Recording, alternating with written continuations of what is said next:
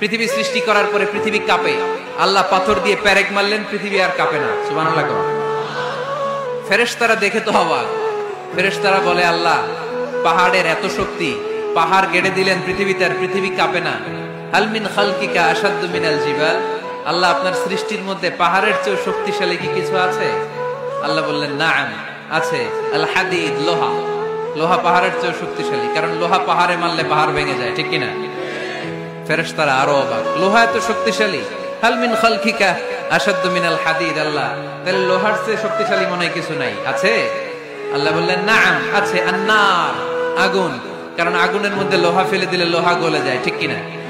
ফেরেশতারা তো আরো অবাক। ফেরেশতারা বলে, তাই নাকি? আগুন এত শক্তিশালী, তো হাল মিন খালকিকা আশাদ্দু মিনান নার, আল্লাহ আপনার সৃষ্টিতে আগুনের চেয়ে শক্তিশালী কিছু আছে?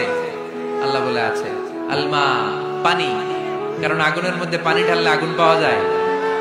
ফেরেশতারা তো এবার আরো অবাক, পানি এত শক্তিশালী, ওই পানি ঘট ঘট ঘট ঘট করে আমরা খাই, এত শক্তিশালী আল্লাহ। হাল মিন খালকিকা আশাদ্দু মিনাল মা, আপনার সৃষ্টিকুলের মধ্যে পানির চাইতে শক্তিশালী কি কিছু আছে? আল্লাহ বলে, আছে। সেটা আবার কি? আল্লাহ বলে, আর রিহ, বাতাস। বাতাস যখন সাগরের পানির মধ্যে উচ্ছ্বাস মারে তখন এটা জলোচ্ছ্বাস হয়ে যায়, ঠিক কিনা? বাতাসের ধাক্কায় পানি জলোচ্ছ্বাস হয়ে এক জায়গা থেকে আরেক জায়গায় যায়। আল্লাহ বললেন, পানির চাইতেও শক্তিশালী সৃষ্টি আমার আছে, ওইটার নাম বাতাস। ফেরেশতারা অবাক হয়ে আবার জিজ্ঞেস করে, আল্লাহ আপনার সৃষ্টিকুলের মধ্যে বাতাসের চাইতেও শক্তিশালী কিছু আছে কিনা বলেন। আল্লাহ বললেন, আছে।